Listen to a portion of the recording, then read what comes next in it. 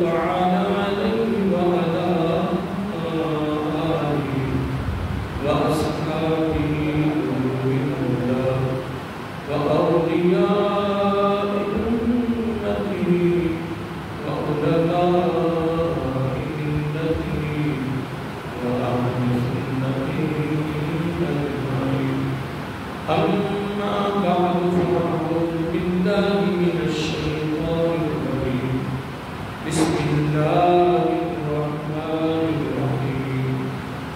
شهد الله أنه لا إله إلا هو والملائكة وأولو العلم قائما بالقسط لا إله إلا هو العزيز الحكيم. إن الدين عند الله الإسلام وما اختلف الذين أوتوا الكتاب إلا من بعد ما جاءهم العلم بغيا بينهم ومن يكفر بآيات الله فإن الله سريع الحساب. صدق الله مولانا العظيم. صدق رسوله النبي الكريم. ونحن على ذلك من الشاهدين والشاكرين والحمد لله رب العالمين. سبحانك لا علم لنا إلا ما علمتنا إنك أنت العليم الحكيم. كل صلاة والسلام عليك سيدنا رسول الله. الصلاة والسلام عليك يا سيدي يا حبيب الله. الصلاة والسلام عليك يا سيدي يا نبي الله وعلى آلك وأصحابك يا سيدي يا نور الله يا خاتم النبيين يا رحمة للعالمين. مولاي صل وسلم دائما أبدا على حبيبك خير الخلق كلهم محمد سيد الكونين والثقلين والفريقين بالقرب والأمن. هو الأمين الذي ترضى شفاعته لكل قوم من الأحرار الآمين. ثم الرضا عن أبي بكر وعن علي وعن عثمان الكريم. نحيي وجه الكرام محترم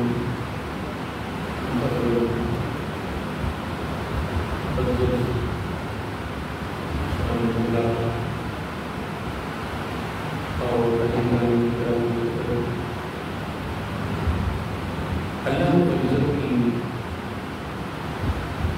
تعریف اور حضور کریم صلی اللہ علیہ وسلم کی بارگاہ میں عالیہ مصطفی نذرانہ سلام.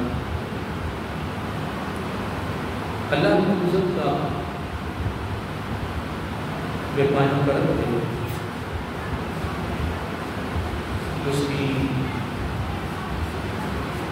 خصوصی مہربانی ہے اس کی اپنے پیارے محمود صلی اللہ علیہ وسلم دینی کا اندر پیدا فرمایا اور خالق کائنات کا بے پایان احسان ہے اور اس کا بلا شکر ہے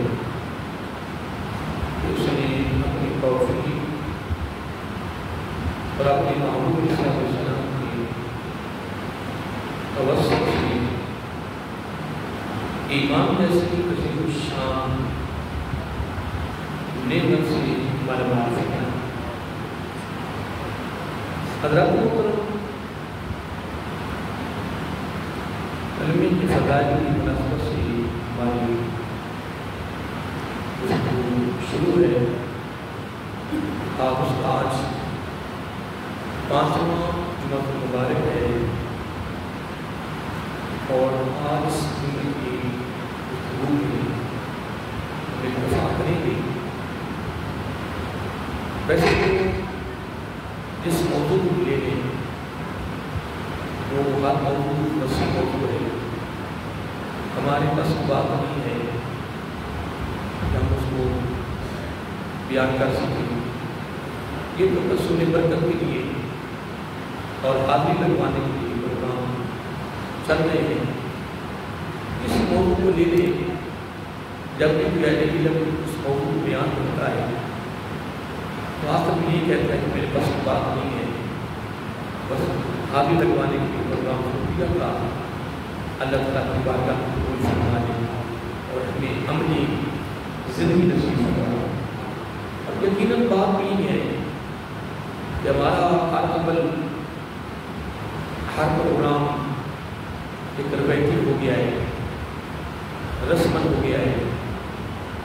جمعے ہیں، درس قرآن ہے، درس حدیث ہے، کوئی پروگرام ہے، ویسے ہی میراثی ہو رہا ہے. میرے خیال میں زیادہ تر بس اس رسم ہو رہی ہے، نظام چل رہا ہے. دعا کریں اللہ تعالیٰ ہمیں اخلاص کے ساتھ کرنے کی توفیق عطا فرمائے.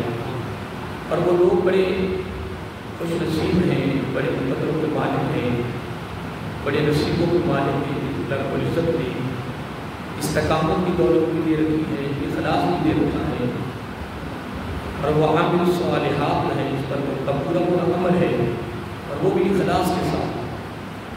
وما امروا الا ليعبدوا الله مخلصين له الدين. اللہ تعالیٰ کی دولت سب کو نصیب فرمائے. تو حضرات محترم، خط نمبر 18 کو میں نے موضوع بنایا ہوا ہے. اس پر میں اپنی گفتگو چلا رہا ہوں. پچھلے 4 دنوں پر کلمے کے فضائل پر میں چند باتیں آپ یہاں رسوا کی ہیں قرآن و سنت کی روشنی میں، اور ایک دو باتیں انشاءاللہ آج بھی بیان کرتے ہیں. اور پھر انشاءاللہ اگلے جمعہ مبارک سے پھر ایک نئے پروگرام کو شروع کریں گے. اللہ تعالیٰ ہماری اس گفتگو کو اپنی بارگاہ میں شرف قبولیت کا درجہ عطا فرمائے.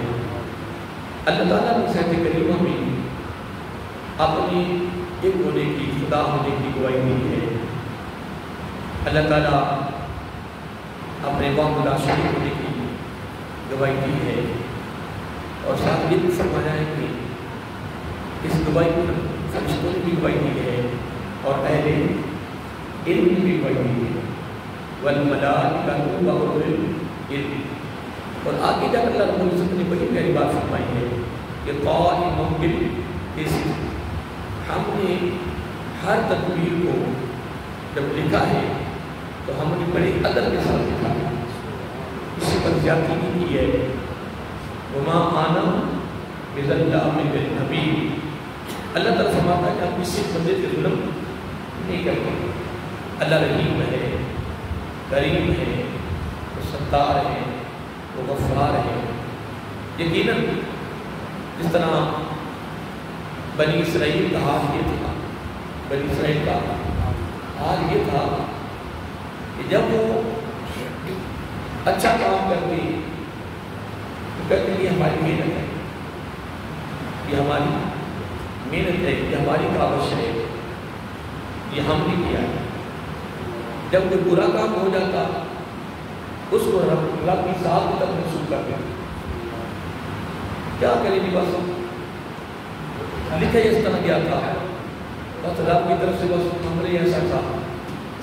یہ جب بھی کوئی اچھا کام، کوئی خوبصورت کام، کوئی نیک کام جب اسے ہو جاتا تو کیا کرتے؟ اس کو اپنی ذات کی طرف منسوخ کرتے کہ یہ سارا کمال ہمارا ہے. اور جب بھی کوئی برا کام ہو جاتا اس کو اللہ تعالیٰ کی ذات کی طرف منسوخ کرتے. اللہ تعالیٰ نے بنی اسرائیل کے کتنے نبی تھے، اللہ رب العزت ان کو آگاہ کیا اس چیز سے خبردار کیا کہ ان کو منع کریں، ان کو منع کریں، ان کو یہ درس دیں اور ان کو فکر کریں ایسا معاملہ نہ کریں. جب بھی کوئی اچھا کام ہو تو کوئی یہ رب کا کرم ہو گیا ہے. جب بھی اچھا کام ہو تو یہ رب کا کرم ہے، اس کا فضل ہے، اس کی مہربانی ہے کہ اس نے ہمیں نیک عمل کرنے کی توفیق دی ہے. اور جب کہ برا کام ہو جائے، جب بھی برا کام ہو جائے تو کیا کہیں کہ بس یہ ہماری قسمت ہے، ہماری بختی ہے، یہ ہماری کرتوت ہے کہ ہم برائی کر بیٹھے ہیں.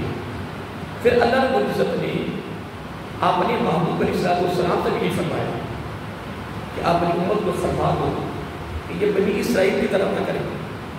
کیا بنی اسرائیل کی طرح نہ کریں جو اس قوم نے کیا، بلکہ یہ جب بھی اچھا کام ہو، خوبصورت کام ہو، پسندیدہ کام ہو تو کیا کرنا ہے کہ یہ رب کا بڑے کرم ہو گیا، اللہ کا شکر ادا کریں، اس کی بارگاہ میں شکرانے کے الفاظ استعمال کریں، اس کی بارگاہ میں سجدہ ریز ہو جائے، شکرانے کا سجدہ دیں اس کی بارگاہ میں، اور لوگوں کے سامنے یہ بیان کریں کہ یہ رب کا میرے پر کرم ہو گیا ہے، اس کا فضل ہو، اس کی مہربانی ہے کہ اس نے مجھے اچھا کام کرنے کی توفیق دی ہے اور مجھے اچھا کام صادر ہوا ہے.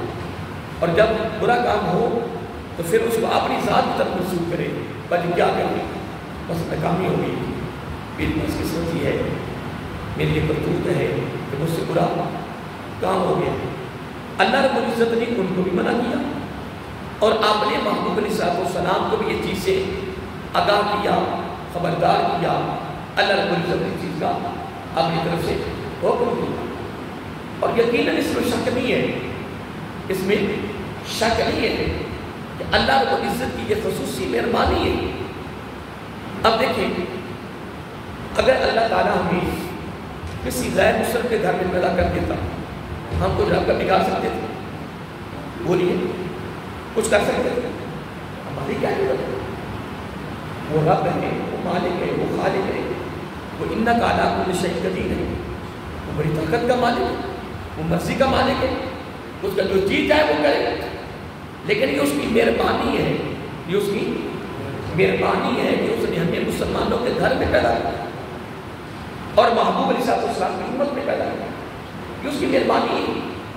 ہم تو قیامت کی صبح تک بھی زندگی مل جائے، قیامت کی صبح تک بھی زندگی مل جائے تو ایک سجدے میں اس کا شکر ادا کریں ہم نہیں کر سکتے جو اس نے ہمارے پر مہربانی کی. میں تو سیدھی بات کروں، میں تو جب بھی اکیلا بیٹھتا ہوں نا اس چیز پہ غور کرتا ہوں کہ رب نے، میں بلکہ جب باہر نکلتا ہوں یا ویسے نہیں بیٹھتا ہوں، مکی سامنے آ جائے، وہ کیڑا مکوڑا سامنے آ جائے، ان کو دیکھ کر حقیقت ہے زبان پہ فوراً لفظ آتے ہیں الحمدللہ الحمدللہ. اے باری تعالیٰ تیری اتنی مہربانی ہے کہ تو نے ہمیں یہ نہیں بنایا. اب دیکھیں سمندر میں، دریاؤں میں جہاں جہاں بھی پانی ہے عجیب عجیب جانور اس کے، اور کئی جانور کو دیکھ کے ڈر لگتا ہے، خوف آتا ہے. لیکن قربان جائیں یہی بات اور میرے آقا علیہ السلام کی سنت بھی یہی ہے. دیکھیں جب آقا علیہ السلام جب بات کرتے تو کسی کا بازو نہیں ہے، کسی کی ٹانگ نہیں ہے، کسی کے پاس نظر نہیں ہے، کسی کے پاس سماعت کی طاقت نہیں ہے، تو پتہ کیا ہوتا؟ آقا علیہ السلام ایسے مزدور آدمی کو دیکھ کر میرے آقا علیہ السلام فقط یہ نہیں کہتے تھے الحمدللہ، فقط شکر ادا نہیں کرتے تھے، حضور نبی کریم علیہ السلام باقاعدہ شکرانے کا سجدہ کرتے تھے. خود امام الانبیاء صلی اللہ علیہ وسلم ہو کر شکرانے کا سجدہ کرتے کہ باری تعالیٰ تیری مہربانی ہے کہ تو نے میرے سارے عذاب عطا فرمائے. آقا علیہ السلام تو سجدہ کرتے تھے. اور یہ ساری تعلیم، یہ سارا سبق، یہ سارا درس یہ سارا فکر امت کے لیے ہے کہ اگر ہم بھی ایسا معاملہ دیکھیں تو ہم اللہ تعالیٰ کا اور شکر ادا کرنا، یہ ادا اللہ تعالیٰ کو بہت ہی پسند ہے۔ جتنی بھی کہہ لیں یہ ادا اللہ تعالیٰ کو بڑی پسند ہے۔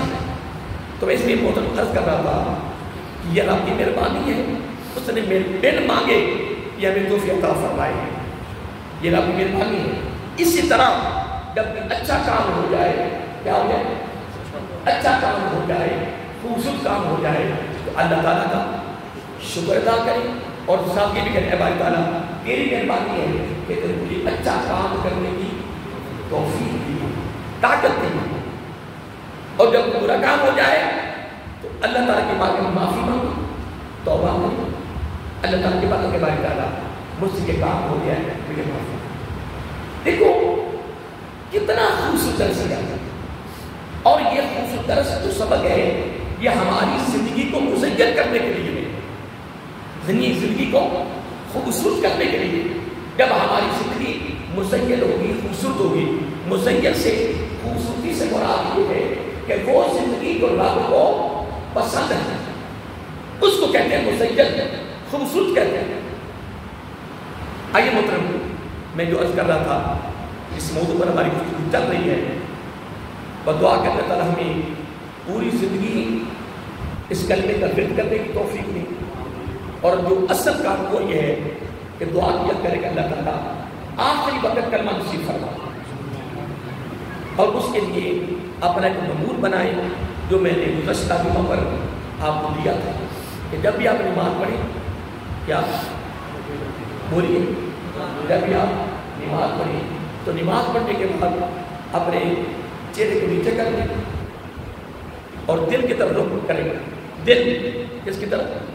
دل کی طرف، اور لا الہ الا اللہ، الا اللہ کی جو ضرب ہے وہ دل پہ لگائیں، کیونکہ حدیث پاک میں آتا ہے آقا علیہ السلام نے فرمایا کہ شیطان بندے میں اس طرح گردش کرتا ہے جس طرح خون گردش کرتا ہے، یہ شیطان اتنا یعنی مارا جائے۔ نمبر ایک حدیث پاک میں آتا ہے کہ یہ گھٹنوں کے بعد بیٹھا ہوا ہے، کہتے ہیں یہ گوٹے ان کے بعد اس طرح بیٹھا ہوا ہے، اور اس کی جو چونچ ہے وہ باریک ہے، بہت باریک ہے۔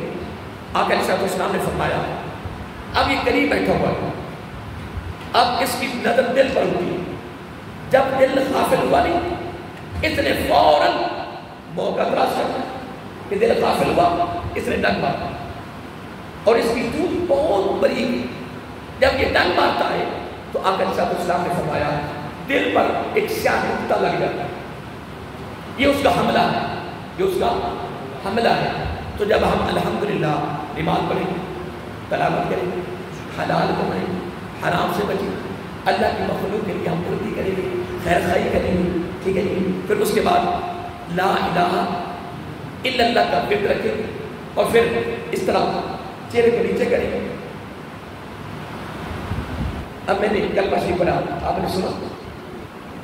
بولی، اگر آپ نے نہیں سنا تو فرشتوں نے بھی نہیں سنا، فرشتے تو لکیر کے فقیر ہیں، کرامن کاتبین یعلمون ما تفعلون، فرشتے تو وہی لکھے گے نا جو ہم نے اونچی بولنا ہے یا ہم عملی طور پر کریں گے، جس کو پریکٹیکل کرتے ہیں ابھی لکھیں گے۔ تو جب ہم ایسے ذکر کریں گے تو یہ صرف اللہ تعالیٰ کے ہی علم میں ہوگا، لا الہ الا اللہ۔ اور کبھی کبھار بلکہ ہر نماز کے بعد یہ اپنا ایک معمول بنا لیں، اپنی زندگی کا اصول بنا لیں، روٹین بنا لیں، آپ اپنے چہرے کو نیچے کریں اور خفی طور پر لا الہ الا اللہ۔ اور دیکھو نا گزشتہ جمعہ پر یہ میں نے روایت پیش کی تھی کہ جب بندہ صدق کے دل سے خلوص نیت کے ساتھ اللہ تعالیٰ کی رضا کے لیے صرف ایک مرتبہ کہتا ہے، کیا بولو لا الہ الا اللہ، یہ صرف ایک مرتبہ ہم نے پڑھا ہے، کتنی مرتبہ؟ لیکن میں قربان ہوں، آقا علیہ السلام نے فرمایا اسی وقت میرے کو سنتی تھی 4000 کتنے گناہ معاف ہوئے۔ اگر آپ دل میں 5 مرتبہ. کتنی مرتبہ؟ 5 ٹن کے نام پہ کتنی مرتبہ؟ تو ٹائم کتنا لگے گا؟ دیکھو نا، اگر آپ ایسے جلدی سے کریں گے صرف 5 مرتبہ پڑھیں لا الہ الا اللہ تو 5 ہوگا، یعنی 20 کتنے؟ 20,000 گناہ تیرے معاف ہوں. اور جو کام آگے ہونا قیامت کے دن پھر وہ تو کمال ہے، وہ تو ہونے ہونا. میں پڑھ رہا تھا ایک آدمی حج کے موقع پر تھا. کس پر؟ بات بڑی قابل توجہ ہے اور سننے والے. لا الہ الا اللہ کے جو حرف ہے وہ بات اس پر میں نے گفتگو پچھلے سے پچھلے دن پر کر دی. پھر لا الہ الا اللہ محمد رسول اللہ، یہ اس کے 12 الفاظ ہیں. کتنے ابنا ہوتا ہے؟ 7 ہیں. کتنے؟ اب دوزخ کے دروازے جنت کے دروازوں کے حوالے سے 12 مہینوں کے حوالے سے 12,000 لوگ گناہ کرواتے ہیں، ان کے حوالے سے میں نے پچھلے سے پچھلے میں پر مکمل گفتگو کر دی تفصیل ہے. اور الحمدللہ یہ لوگ نے پاکستان پڑھا، انہوں نے سن لیے اور یقین ہے کہ ان کو یاد بھی ہوں گے ان کو. اور آج میں بات کر رہا ہوں وہ توجہ طلب ہے. حج کے موقع پر بندے نے کیا کیا؟ اس نے 7 کنکریاں پکڑی. کتنی؟ اور 7 کنکریوں کو پھر اپنے ہاتھ میں رکھا اور بلند آواز سے کہتا لا الہ الا اللہ محمد رسول اللہ صلی اللہ علیہ وسلم. اس نے مکمل کلمہ پڑھا اور کنکریوں کو کیا کہا؟ کنکری میں جان ہے، اس کے پاس سماعت کی طاقت ہے، دیکھنے کی طاقت ہے. جب وہیں لے جان تو وہ دیکھیں گے کس طرح، سنے گی کیا. لیکن یہ ساری باتیں یقین، ساری بات کیا یقین کے. اس نے مدانی الفاظ سے 7 کنکریاں اٹھائی اور 7 کنکریوں کو ہاتھ پہ رکھا اور مکمل کلمہ شریف پڑھا 1 مرتبہ اور پڑھ کے کہتا اے کنکریو میرے کلمے پڑھنے کی گواہ بن جاؤ. میرے کنکرے پڑھنے کی کیا؟ کلمہ پڑھنے کی گواہ بن جاؤ. اور یہ کہہ کر ان کنکریوں کو وہیں رکھ دیا مدانی الفاظ. اب وہ دن گزر گیا. اب وہ دن گزرنے کے بعد اب کیا ہوا؟ رات آئی. اسی رات خواب میں جب داخل ہوا خواب کی دنیا میں تو سارا منظر سامنے آیا. سارا منظر سامنے آ گیا. منظر کیا ہے؟ قیامت برپا ہے. کیا بولیے؟ قیامت برپا ہے. قیامت لگی ہوئی ہے، میزان لگ چکا ہے، ترازو نیکیاں اور برائیاں کا وزن ہو رہا ہے. اب یہ بندہ بھی پیش ہو گیا، یہ بندہ بھی پیش ہو گیا. اب جب اس کی یعنی نیکیاں اور اس کی برائیاں جب اس کا یعنی وزن ہو رہا ہے، اس کی جو برائیاں تھیں نا وہ زیادہ تھی برائیاں. اب وہ جو پلڑا تھا وہ وزنی ہو گیا. تو آپ کو پتا ہے کہ اگر برائیاں زیادہ ہیں تو پھر دوزخ ہے، اگر نیکیاں زیادہ ہیں تو بولیے جنت ہے. اور اگر جنت اگر برائیاں اور نیکیاں برابر ہو جائیں پھر ایک جگہ ہے آراف. کیا ہے؟ اس جگہ کا نام ہے آراف. یہ جنت اور دوزخ کے درمیان میں ہے، جنت اور دوزخ کے درمیان میں ہے. پھر ان لوگوں کو وہاں رکھا جائے گا. آراف اس جگہ میں رکھا جائے گا. پر یہ اللہ باب تفصیل گفتگو ہے. میں جو بات کر رہا ہوں وہ سن لیں. قیامت کر کے اس کی نیکیاں اور برائیاں وزن ہوا تو کون سی چیز زیادہ ہوئی؟ برائیاں. تو تم کیا ہوا؟ دوزخ. اس کو دوزخ میں اس کو دوزخ واجب ہوگی کیونکہ اس کی برائیاں زیادہ ہیں. اب یہ سارا منظر دیکھ رہا کس صورت میں؟ خواب کی صورت میں دیکھ رہا. حج کا موقع تھا، نبی فرشتوں نے پکڑا اور اس کو دوزخ کی طرف لے جا رہے ہیں. اب آگے جب دوزخ کے لیے گئے تو دوزخ کے لیے کتنے دروازے ہیں؟ 7. کتنے؟ جنت کے 8. دوزخ جو ہے یہ گہرائی میں ہے. یاد رکھا کریں دوزخ جو ہے وہ کیا ہے؟ گہرائی میں ہے، نیچے کی طرف. اور جنت کے درجے ہیں وَلِكُلٍّ دَرَجَاتٌ مِّمَّا عَمِلُوا، جنت میں درجات بندی ہوگی، درجہ بندی وہ اعمال کی صورت میں ہوگی۔ ایک دن آقا دیکھو کب سے حضرت آدم علیہ السلام کی تخلیق ہوئی ہوئی اور کہاں میرا آقا علیہ السلام تشریف لائے، کتنا درمیان میں رکھا ہے، ہزاروں صدیاں ہیں۔ وہ دن رات میں بڑے تھے، برکتوں والے دن تھے، راتیں برکت والی تھی۔ آج ہم دن برکت والا رات برکت والی، دن چڑھا آؤ گیا، رات آئی آؤ گئی۔ میں جمعہ پڑھانے والا، ابھی جمعہ پڑھا کے نکل گئے، اگلا جمعہ پھر آ گئے۔ یہ زندگی کا سفر اتنا تیزی سے گزر رہا۔ ایک دن آقا علیہ السلام تشریف فرمائے، کہاں؟ مسجد نبوی میں کثیر تعداد میں غلام بیٹھے ہوئے اور اتنی آواز آئی، کیا اتنی آواز ہے کہ صحابہ کرام ڈر گئے، کھڑے گئے۔ جس طرح کی چیز بلندی سے یہ پستی کی طرف گرتی ہے نیچے، مثلا پتھر ہے، مثلا ابھی کوئی لڑکا مسجد کی چھت پہ چلا جائے تو ایسے پتھر پکڑ کے نیچے پھینک کے وہاں سین میں، تو اس سین میں وہ جب گرے گا اس کی آواز ہم تک ضرور پہنچے گی، نہیں پہنچے گی؟ بولیے، اس کی آواز پہنچے گی۔ اور ایک مرتبہ ضرور بندہ ادھر دیکھے، ایک یہ بندے کی فطرت ہے، بندے کی فطرت ہے کہ بندہ ضرور دیکھے گا اس کی، کس کی طرف کہ ادھر آواز کیوں آئی۔ اب آواز جب پیدا ہوئی، آواز بہت زیادہ ہوئی اور آواز بھی بڑی عجیب سی تھی، آواز بھی بڑی عجیب سی تھی۔ صحابہ کرام ڈر گئے، خوف کھا گئے۔ تو آقا علیہ السلام کو پتہ چل گیا کہ میرے صحابہ خوف کھا گئے۔ صحابہ کرام نے بھی پوچھا نہیں، آقا علیہ السلام نے خود ہی فرما لیا، فرمایا صحابہ آپ نے ابھی بات سنی ہے؟ یا رسول اللہ صلی اللہ علیہ وسلم میں نے سنی ہے۔ یہ میں بات پتہ کیوں کر رہا ہوں؟ جب میری زبان پہ لفظ ہے نا کہ دوزخ گہرائی اس میں ہے، اس لیے میرے ساتھ اس بات کو بھی شامل کر دیا ہے۔ عرض کیا کہا، ہم نے ابھی یہ بات سنی، بڑی عجیب سی بات ہے۔ آقا علیہ السلام نے فرمایا جب سے دوزخ بنائی گئی ہے نا، کیا کب بنائی گئی ہوگی یہ تو رب بھی جانتا۔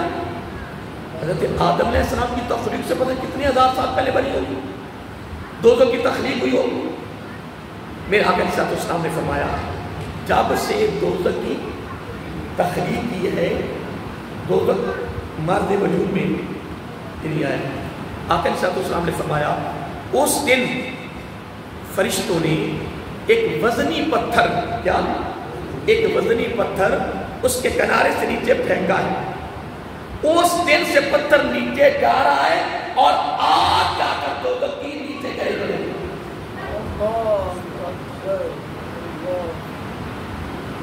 کتنی ہزار صدیاں گزری، کتنی بولیے، کتنی ہزار صدیاں۔ تو آقا علیہ السلام نے فرمایا دیکھیں نا، پتھر بھی وزنی ہو، فرشتوں نے پھینکا ہو، آپ کہتا جتنی وزنی چیز ہوتی ہے وہ نیچے کی طرف بڑی تیزی کے ساتھ آتی ہے، بڑی ہوڑی ہوگی تو اڑتی رہے گی۔ اگر تنکا ہے، کوئی روئی ہے، کوئی کپڑا ہے، وہ نیچے جلدی آ جائے گا؟ نہیں آئے گا، وہ تو اوپر ہواؤں میں اڑتا رہے گا، گو وہ نیچے بعد میں آ ہی جائے گا۔ لیکن جتنی وزنی چیز ہوگی وہ بہت جلد نیچے آئے گا، بہت جلد آئے گا۔ اب آقا علیہ السلام نے کیا فرمایا؟ فرمایا جب سے دوزخ کی تخلیق ہوئی ہے اسی دن فرشتوں نے ایک وزنی پتھر پھینکا، اس دن سے نیچے آ رہا اور آج جا کر وہ دوزخ کی آخری تہہ میں گرا ہے۔ اب آپ اندازہ لگائیں کہ دوزخ کتنی گہرائی میں ہوگا۔ اور یہ میں نے بات پہلے کر دی ہے کہ حضور نبی کریم علیہ السلام نے فرمایا کہ دوزخ گہرائی میں ہے اور جنت منزلوں کی اوپر کی طرف، پہلی منزل، دوسری، تیسری جنت، چوتھی جنت، جنت اوپر کی طرف ہے اور دوزخ۔ آئیے محترم، یہ بات تو ویسے میں نے شامل کی، جو میں بات کر رہا ہوں سننے کی۔ کتنی کنکریاں جس کو اس نے گواہ بنایا تھا؟ اب اس کو دوسرے کی طرف لے جایا جا رہا ہے، یہ بات ہو رہی تھی، اس کی برائیاں زیادہ ہو گئی تھی۔ کہتے کہ جب یہ کس طرح وہ یہ واقعہ دیکھ رہا ہے،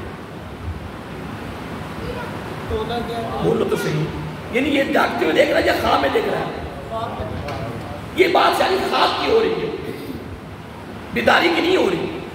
یہ باتیں یاد رکھا کریں، تھوڑا چپ لے کے بیٹھا کریں. وہ کہتے ہیں کہ جب مجھے دوزخ کے قریب لے گئے تو دوزخ کے دروازے کتنی؟ 7. تو وہ بندہ کہتا ہے دوزخ کے ہر دروازے پر بہت بڑی چٹان ہے. وہ تو کنکریاں تھی چھوٹی چھوٹی، جس کو مدانی الفاظ سے اٹھایا اور اٹھا کر کیا کیا؟ اس نے اپنے ہاتھ میں رکھا اور کلمہ پڑھا لا الہ الا اللہ پڑھ کے اس کو گواہ بنا دیا کہ اے کنکریوں میرے کلمہ پڑھنے کی گواہ بن جاؤ. اور وہ کنکری چھوٹی سی ہے. اب وہ خواب میں کیا دیکھتا ہے کہ ہر دوزخ کے دروازے پر ایک بہت بڑی چٹان، اتنی بڑی چٹان پا کر کھڑی ہے کہ دوزخ کا دروازہ بند ہے. اب فرشتوں نے بڑی کوشش کی، بڑا زور لگایا. اب فرشتوں میں تو کوئی طاقت تھوڑی تو نہیں. پہلے نبیوں کی امتوں کی ہلاکت کے لیے، عذاب کے لیے، تباہ و بربادی کے لیے کتنے فرشتے آتے تھے. اشار سنتے رہتے ہوں گے، علماء سے پڑھتے بھی رہتے ہوں گے.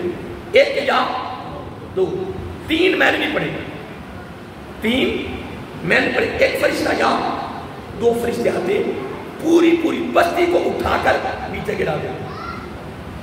اتنی طاقت ہے فرشتوں کی. اب فرشتے زور لگاتے لیکن وہ کنکری، وہ جو چٹان تھی وہ ہلتی نہیں تھی، اس میں حرکت نہیں آ رہی. بڑی کوشش کی لیکن 7 دروازے کنکریوں نے بند کر دیے. کیا کر دیے؟ اب اس کے بعد فرشتے پھر لوٹے اللہ تعالیٰ کی بارگاہ میں. اے باری تعالیٰ دوزخ کے سارے دروازے بند. کیا یہ سارا کچھ رب دیکھ رہا ہے؟ سن رہا ہے؟ اب جب وہ فرشتے واپس گئے رب فرماتا فرشتوں خیر ہے، سارا کچھ دیکھ کر بھی پوچھ رہا ہے. قربان جائے. فرشتے کہتے باری تعالیٰ آپ کا حکم تھا اس پر دوزخ پہنچے ہوئے، لیکن ہم جب دوزخ کے قریب گئے تو سارے دروازے بند گئے. رب پوچھتا کیوں؟ کہ وہ 7 بہت بڑی بڑی چٹانیں، مکمل دروازے ہی بند ہیں. اب حدیث پاک میں آتا ہے، بلکہ قرآن میں آتا ہے سورۃ زمر میں کہ جب دوزخ میں لوگ لے جائے جائیں گے 50 ہزار کا ایک گروہ ہوگا. کتنا؟ 50. کتنا؟ 50 ہزار کا ایک گروہ ہوگا. تو 50 ہزار جب آدمی بچا کے وقت دروازے سے گزرے، دروازہ چھوٹا گیا بڑا. اب 7 دروازے چٹانوں نے بند کر دی. وہ چھوٹی سی کنکری اتنی بڑی چٹان بن چکی ہے کہ دوزخ کا دروازہ بند ہے. اللہ تعالیٰ فرماتا ہے ہاں جی عبارت تعالیٰ یہ معاملہ ہو گیا ہے، یہ معاملہ ہو گیا ہے. اللہ تعالیٰ چٹانوں سے مخاطب ہو جائے. چٹان میں جان ہے، آپ تو پریشان ہو جاتے ہیں. چٹانوں میں جان، وہ بھی جان ہے. جب وہ گواہ بنا رہا تھا ان کنکریوں کو تو کنکریاں سن رہی تھی، اس کو پہچان رہی تھی. اس کے اندر تو جان ہی نہیں ہے، اس کی بات ہی نہیں ہے، اس کی آزاد نہیں ہے. اسے دیکھنا کیا ہے، پہچاننا کیا ہے، سننا کیا ہے، بولنا کیا ہے. لیکن بندے نے اپنے ہاتھ میں کنکریاں رکھ کر کلمہ پڑھ کر کنکریوں کو گواہ بنایا کہ میں کلمہ پڑھ رہا ہوں، میں آپ کے ایک ہونے کی گواہی دے رہا ہوں. محمد رسول اللہ صلی اللہ علیہ وسلم، محمد اللہ کے رسول ہونے کی گواہی دے رہا ہے.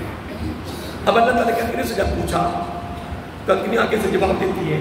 اب کنکریاں بول اٹھی، کنکریاں بول اٹھی، کیونکہ جب رب حکم کرے تو وہ چیز بول پڑتی ہے. اب کنکریاں بولی کہ اللہ تعالیٰ اس نے میدان عرفات میں اپنے ہاتھ پر رکھ کر ہمیں اپنے کلمے پڑھنے کے گواہ بنایا. ہم گواہی دیتی ہیں کہ اس نے تجھے ایک مانا، تیرے ایک ہونے کی، اس کا اقرار ہے، اس کا اعتراف ہے، اس کا ایمان ہے. ہم گواہی دیتے ہیں. اب اللہ تعالیٰ کا فیصلہ کیا ہے؟ اللہ تعالیٰ فرماتا ہے کہ کنکریوں کی گواہی پر میں نے اپنے بندے کی بخشش فرما دی. اب اس کو جنت کی طرف لے جاؤ. اور اگلا جملہ اس سے بھی کمال ہے جنت کے دروازے 8 ہیں. اب کنکریاں کتنی ہیں؟ بولیے 7. ہر دروازے پر ایک کنکری کھڑی ہے اور اونچی اونچی پکار رہی ہے، بلا رہی ہے. دروازہ تو ایک ہی کافی ہے، جنت میں داخل ہونا ہے نا تو ایک دروازہ داخل ہو جائیں گے. لیکن قربان جائیں جن کنکری کو اس نے گواہ بنایا ہے وہ ہر دروازے سے آواز آ رہی ہے اور کنکری کہتی ہے کہ اگر آپ نے کلمہ پڑھ کر ہمیں گواہ بنایا ہے تو پھر ہر دروازے سے کنکری کہتی ہے ادھر سے گزرو، ادھر سے گزرو. ہر دروازہ یوں سمجھ لو کہ ہر دروازہ اس کے داخلے کے لیے کھلا ہوا. پر میرا آقا علیہ السلام کی ساری امت میں سے واحد حضرت ابو بکر صدیق کے ساتھ ہے. آقا علیہ السلام نے زبان نبوت سے فرمایا میرا ابو بکر وہ ہے میری ساری امت میں سے کہ میدان حشر لگا ہوگا تو میدان حشر والے سارے سنیں گے کہ جنت کے ہر دروازے سے آواز آئے گی ابو بکر ادھر سے گزر گیا، ابو بکر ادھر سے گزر گیا. یہ واحد ابو بکر صدیق کے ساتھ ہے جس کے لیے زبان رحمت یا زبان نبوت نے فرمایا کہ دوزخ کے ہر دروازے سے داخلے کے لیے کیا آئے گی؟ دعوت آئے گی، آواز آئے گی. اب ادھر کنکریوں نے دوزخ کے دروازے بند کر دیے، وہ کنکریاں ادھر سے ادھر آ گئی، بخشش ہو گئی. اب بخشش جب ہو گئی تو جنت میں سے نہایت ہے نا، بولیے جب بخشش ہو گئی اب کہاں جائیں گے؟ جنت میں. لیکن کنکریوں نے بھی حق ادا کیا، کنکریاں پھر دروازوں پر کھڑی ہو گئی اور آپ نے پھر ان کو اپنے بولنے کی طاقت دی اور ان کو نا جب بخشش ہو گئی. میری بات پہ غور کریں، اب اس نے جنت میں جانا ہی جانا ہے، اسی دروازے سے داخل ہو گیا. لیکن میں بات کر رہا تھا کہ کنکریوں نے اپنا حق ادا کیا کہ ہر کنکری دوزخ کا دروازہ بند کر دیا. اگر بخشش ہو گئی پھر جنت کا دروازے پر کھڑی ہو کر ہر کنکری پکار رہی ہے، آواز دے رہی ہے ہمیں گواہ بنانے والے، ہم آپ کو آواز دیتے ہیں کہ آپ ادھر سے گزر. دوسری کنکری کہتی ہے ادھر سے گزر، تیسری کہتی ہے ادھر سے گزر، چوتھی کہتی ہے تو ادھر سے گزر. خدا کی عزت کی قسم جب بندہ صدق کے دل سے رب کی رضا کے لیے لا الہ. اب میں دوسری روایت پیش کرنے لگا ہوں. یہ مختصر ویسے جو میں موضوع شروع کیا ہوا ہے یہ اتنا وسیع موضوع ہے جس پر میں نے جو مطالعہ کیا ہے یہ بہت طویل موضوع ہو سکتا ہے، لیکن میں آج اس کو مکمل کر رہا ہوں. بس حاضری تھی تاکہ تھوڑا بہت آپ کو پتہ چل گیا، مجھے پتہ چل گیا. دعا کریں اللہ تعالیٰ ہمیں زندگی کی آخری سانس تک کرنے کا ورد کرنے کی توفیق عطا فرمائے. اور دعا کیا کریں اللہ تعالیٰ ادھر روح نکلے، ادھر ہماری زبان پہ لا الہ الا اللہ کا ورد شروع ہو جائے، پھر کلمہ پڑھتے پڑھتے ہی دنیا سے چلے جائیں. آقا علیہ السلام نے فرمایا جو کلمہ پڑھتا ہوا دنیا سے گیا 3 مرتبہ قسم اٹھا کے فرمایا وہ جنتی ہے، وہ جنتی ہے. آئیے میں یہ روایت مختصر کروں گا اور آخری روایت میں بڑی آپ کو خصوصاً آپ کو سنانا چاہتا ہوں. اس میں کچھ نصیحت بھی ہے، سبق بھی ہے، درس بھی ہے اور دعوت فکر بھی ہے. ایک روایت پیش کرتا ہوں کہ اللہ حدیث پاک میں آتا ہے حضرت عبداللہ بن مسعود رضی اللہ تعالیٰ کے راوی ہیں کہ اللہ تعالیٰ کے عرش کے نیچے ایک ستون ہے. کیا اللہ تعالیٰ کے عرش کے نیچے ایک ستون ہے، جس طرح یہ ہے جس کا پلر بھی کہتے ہیں، ستون بھی کہتے ہیں، جو کہتے ہیں. بندہ کہتا لا الہ کہو، اب وہ ستون حرکت میں آ گیا. لا الہ ہم نے 2-3 مرتبہ کیا لیا. آقا علیہ السلام نے فرمایا جب میرے مدی کہتا لا الہ الا اللہ وہ ستون میں نا وہ حرکت میں آ جائے. کیسے؟ ان متحرک ہو جائے، ہلتا ہے. کیا کہتا ہے؟ اللہ تعالیٰ مولا رک جاتا. وہ کہتا مولا میں رک جاتا ہوں پر اس وقت تک نہیں رکوں گا جب تک بندے کی کوشش نہیں ہوگی. کس نے کہا لا الہ؟ ستون کس نے کس کے حکم پر بنا؟ حرکت میں کیوں آئے؟ یہ گفتگو کیوں ہو رہی ہے؟ یہ آپ بھی سمجھ سکتے ہیں. میرے پاس علم نہیں ہے کہ میں آپ کو سمجھاؤں. یہ بات آپ سمجھ گئے ہیں؟ اس کی کتنی مہربانی ہے یار کہ وہ کتنے بہانے بنا رہا ہے اپنے بندے کی بخشش کے ہیں۔ چلو ایک بات اور کرو، بندے کا لا الہ الا اللہ رک گیا، سکون حرکت میں آ گیا، رب نے فرمایا رک جا، وہ کہتا میں رک جاتا ہوں، اس کی بخشش فرما جس نے تیری دعائی دی لا الہ الا اللہ، رب کہتا میں نے اس کو بخش، وہ رک جاتا ہے۔ تو یہ تو وقفہ ہو گیا۔ ایک بندہ کہہ رہا لا الہ الا اللہ لا الہ الا اللہ لا الہ، وہ تو تیزی سے کہہ رہا ہے، ادھر ہی ہے نا، پتہ میں کیا کہے گا، جملہ کہے گا، وہ تیزی سے کہہ رہا ہے لا الہ۔ اس کا مطلب ہے کہ جب بندہ تیزی سے پڑھے گا اس نے ہر بار اپنے حرکت میں آنا ہے، یہ نہیں کہ 50 مرتبہ پڑھو تب حرکت میں آئے گا، اکٹھا آئے گا، نہیں، ہر بار حرکت میں آنا ہے، لا الہ الا اللہ حرکت میں، لا الہ الا اللہ حرکت میں، لا الہ الا حرکت میں۔ لیکن خدا کی عزت کی قسم، رب کی ہاں طاقت اتنی ہے، تو جتنا تیز پڑھتا جائے گا ہر کلمے پر تیری بخشش ہوتی جائے گا، یہ اس کی طاقت ہے، یہ اس کی قوت ہے۔ جتنا تیزی سے تو پڑھے گا اتنا تیزی سے اللہ کی گفتگو اس کے ساتھ ہوتی جائے گی اور تیری بخشش ہوتی جائے گی، وہ ہلتا جائے گا، رکتا جائے گا، ہلتا جائے گا، رکتا جائے گا، رب کی گفتگو بھی ہوتی جائے گی۔ تو جتنا تیز پڑھ، اللہ تعالیٰ کی اتنی طاقت ہے کہ تیرے ہر کلمے پہ تجھے تحفہ ملتا جائے گا۔ اب آج محترم میں نے اس کو مختصر کر دیا ہے، اب آگے بڑھیے، اور آج 5 جمعے کا نچوڑ آپ کو دینا چاہتا ہوں، اور یہاں سے آپ نے بھی سبق کچھ لینا ہے، کچھ میں بھی سبق لیتا ہوں۔ بہت خوبصورت بات ہے، نیشا پور سنا ہے آپ نے؟ نیشا پور میں ماشاءاللہ پڑھے لکھے لوگ بیٹھے ہیں، آپ نے تاریخ میں پڑھا ہوگا نیشا پور، ہاں نیشا پور۔ حضرت امام علی رضا بن موسیٰ کاظم رضی اللہ تعالیٰ عنہ، یہ نبی پاک کے آل کے شہزادے ہیں، نبی پاک کے آل کے شہزادے ہیں۔ یہ کھچر پر سوار تھے، کس بات پر؟ کھچر پر سوار تھے اور نیشاپور کے بازار میں داخل ہو گئے۔ نیشاپور میں 2 محدث رہتے تھے، کتنے؟ ایک محدث کا نام ہے حضرت ابو ذرا رازی رحمت اللہ تعالی، اور ایک کا نام ہے حضرت محمد بن اسلم توسی علیہ رحمہ۔ یہ 2 محدث ہیں۔ محدث وہ ہوتے ہیں جو نبی کی حدیثوں کو جمع کرتے ہیں، کیا کرتے ہیں؟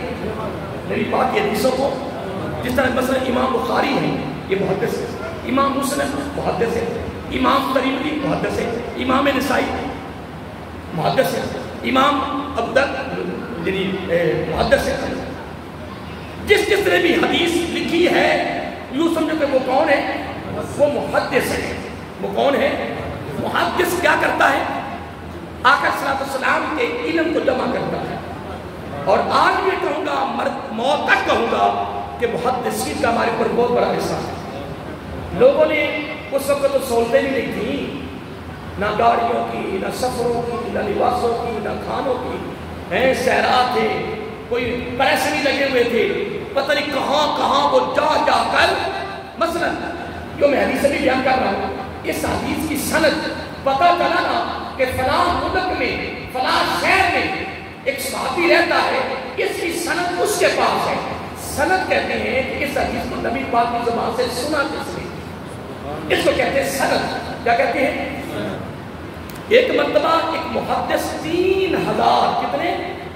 3000 میل کا سفر طے کیا، تھوڑا تو نہیں، 3000 کتنا پیدل سفر طے کیا ایک حدیث کی سند کو لینے کے لیے۔ کتنا ذوق، کتنی نظر ہے۔ ہر دور میں اللہ تعالیٰ نے لوگوں میں سے بندوں کو چنا ہے اور چن کر دین میں لگا دیا ہے۔ ایک بندہ جناب کما رہا ہے، کھا رہا ہے، سو رہا ہے، اور ایک بندہ اس کو پرواہ ہی نہیں۔ مدرسوں کے اندر ایسے ایسے استاد بیٹھے ہیں کہ جو ضعیف العمر ہو گئے ہیں، کوئی توجہ نگاری کیا ہوتی ہے، لباس کیا ہوتا ہے، مکان کیا ہوتا ہے، ساری زندگی کی قرآن و سنت کی تعلیم دینے میں گزرے کیا۔ بہرحال یہ ایک تفصیل گفتگو ہے، جملہ سننے والا ہے۔ کتنے ہزار؟ تو جب صحابی کے پاس پہنچے نا تو صحابی سے سلام دعا ہوئی. صحابی نے پوچھا کہاں سے آئے ہو؟ جب اپنا پتہ بتایا تو صحابی رسول تعجب میں چلے گئے. اتنا سفر طے کر دیا ہے, اتنا تیرا ضروری کام ہے. اس نے سارے کام چھوڑ دیے. اس نے کہ بتاؤ پہلے تیرا کام کرو. اتنا سفر کر کے آئے ہو, پتہ نہیں تیرے کون سا کام ہے یار, اتنا تو مجبور ہو کے آیا. اس نے سارے کام چھوڑے اور اس کے کام میں لگ گئے. کچھ بتاؤ تیرا کام کیا ہے؟ لیکن میرا کوئی ذاتی کام نہیں ہے. آقا علیہ السلام کی فنا حدیث کی سند آپ کے پاس ہے. آپ نے اس الفاظوں کو نبی پاک کی زبان سے براہ راست سنا ہے. اتنی بات کی صحابی کھڑے ہو گئے, صحابی کھڑے ہو گئے اور فرماتے ہیں نبی پاک کی ایک حدیث کی سند کو لینے کے لیے اتنا تو طویل سفر کر کے لینے پڑتا ہے. باقی جو آگے الفاظ ہیں صحابی کے وہ بڑے کمال ہیں. دعائیہ الفاظ ہیں. کیا ہے؟ دعائیہ الفاظ. اب اس میں جائیں گے تو وقت کافی ہے, تو پہلے کافی ہو چکا ہے. پھر میرا وہ اصل مقصد وہ رہ جائے گا. یہ اس کو کہتے ہیں سند. کیا کہتے ہیں؟ سند. سنیے, جب حضرت امام علی رضا بن امام موسیٰ کاظم رضی اللہ تعالیٰ عنہ نیشاپور کے بازار میں داخل ہوئے, دو محدث جن کے میں نے نام ابھی بیان کر دیے ہیں, ان کو جب پتا چلا کہ امام صاحب تشریف لائے ہیں تو یہ آپ نے اپنے حلقہ علم سے, آپ نے اپنے یعنی مدرسوں سے نکلے, اور جب یہ نکلے تو علم کے ساتھ طالب حدیث, حدیث کے طالب, حدیث کے مستاق اور علم کے طالب ہزاروں کی تعداد میں ان کے ساتھ لگے ہوئے تھے. ہزاروں کی تعداد ان کے ساتھ وابستہ تھے, جڑے ہوئے تھے ان کے ساتھ. نبی کی حدیث کے طالب, نبی کے علم کے طالب, ہزاروں کی تعداد. ایسے بازار میں سامنے آمنا سامنا ہو گیا تو دونوں محدث کہتے ہیں میرا آقا کیا آپ کے شہزادے سے نام یاد ہے؟ حضرت امام علی رضا بن امام موسیٰ کاظم رضی اللہ تعالیٰ عنہ. ان کے سواری کے لگام پکڑ لی. کس پر سوار تھے؟ بولیے. کھچر پر سوار تھے, لگام پکڑ لی اور عرض کرتے ہیں امام صاحب یہ سارے لوگ آپ کے دیدار کے طالب ہیں. انہوں نے نقاب کیا ہوا تھا, صرف آنکھیں نظر آ رہی, سارا چہرہ انہوں نے چھپایا ہوا تھا کیونکہ خوبصورتی بڑی نبی کے آل کے شہزادے ہیں جس میں خون مصطفیٰ بھی ہے صلی اللہ علیہ وسلم, خون فاطمہ زہرا سلام اللہ علیہ ہو, جس میں خون علی بھی ہو, خون حسنین کریمین ہو, تو پھر وہ خوبصورتی نہ ہو. اور کیا آپ چہرے سے نقاب ہٹائیں اور یہ سارے آپ کے چہرے کے دیدار کے متمنی ہیں, طالب ہیں, یا آپ کو دیکھنا چاہتے ہیں. امام صاحب نے دونوں محدثوں کے کہنے پہ نقاب, تو پھر بات جو روایت ہے وہ کہتے ہیں جب چہرے سے نقاب ہٹا, یہ نبی کے آل کا شہزادہ ہے جس میں فقط نبی کا خون ہے. ان کے چہرے کی خوبصورتی لوگ بیان کر رہے جو دیکھ رہے تھے. جب نقاب ہٹا ایسے لگے جس طرح چودھویں کا چاند نکل رہا ہے, اتنا چہرے پہ خوبصورتی کی جاتے تھے. بڑا سمجھے انہوں نے اس وقت عرض کیا جب زیارت ہو گئی, دونوں محدث کہتے ہیں لا الہ الا اللہ کی سند بیان کر دیں. کیا لا الہ الا اللہ کی سند بیان کریں. پھر حضرت امام علی رضا بن موسیٰ کاظم رضی اللہ عنہ بولے کہ لگے اس کلمے کی سند یہ ہے کہ میں نے سنا اپنے باپ امام موسیٰ کاظم رضی اللہ تعالیٰ عنہ سے, میرے باپ نے سنا ہے حضرت امام جعفر صادق رضی اللہ تعالیٰ عنہ سے, امام جعفر صادق رضی اللہ سنا اپنے باپ حضرت امام باقر رضی اللہ تعالیٰ عنہ سے, امام باقر رضی اللہ سنا ہے اپنے باپ حضرت امام زین العابدین سے رضی اللہ تعالیٰ عنہ, اور حضرت امام زین العابدین رضی اللہ سنا اپنے باپ حضرت امام حسین رضی اللہ تعالیٰ عنہ سے, حضرت امام حسین نے سنا ہے اپنے باپ حضرت علی رضی اللہ تعالیٰ عنہ سے, حضرت علی نے سنا ہے محمد رسول اللہ صلی اللہ علیہ وسلم سے, اور میرے آقا نے سنا ہے حضرت جبرائیل علیہ السلام سے, حضرت جبرائیل علیہ السلام نے سنا ہے. اس کو کہتے ہیں تکبیر, نعرہ رسالت, نعرہ حیدری. اس کو کہتے ہیں اس کو کہتے ہیں سند.